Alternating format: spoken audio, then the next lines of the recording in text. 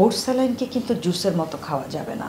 Oats saline একটা prescribe মেডিকেশনের মতো, অর্থাৎ আপনার ফিজিক্যাল কন্ডিশন অনুযায়ী কিন্তু আপনাকে ওটস স্যালাইনটা খেতে হবে, এবং সেই ওটস স্যালাইনটা ঠিক কতটুকু পানিতে মিক্সড করতে হবে এটি কিন্তু সেখানে তৈরি পদ্ধতিও লেখা থাকে। অনেকেই আছেন যে জাস্ট বোতলে ভরে ওটস স্যালাইনটা গুলিয়ে খেয়ে ফেলছেন, অর্থাৎ সেখানে পানিটাকেও মাপছেন না। অ্যাবসোলিউটলি আপনাকে পানিটা মাপতে হবে যে কত ml পানিতে কতটুকু ওটস স্যালাইন আপনি মিক্সড করে খেতে পারবেন, কারণ যখন আপনি পানি কম দিবেন ওটস স্যালাইনের পরিমাণটা বেশি থাকবে, শরীরে আপনার লবণের পরিমাণ বেড়ে গিয়ে আপনার মৃত্যুর ঝুঁকি হয়ে যেতে পারে।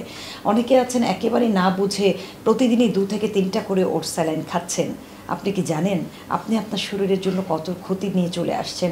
শরীরের ইলেকট্রোলাইট ব্যালেন্স করার জন্য আপনি হয়তো এটিকে খাচ্ছেন, তীব্র ঘেমে গেলে আপনি বা এটিকে নিচ্ছেন, প্রেশার লো হয়ে গেলেও আপনি ওটস স্যালাইন খাওয়া শুরু করছেন। প্রত্যেকটা জিনিসের একটা পদ্ধতি আছে।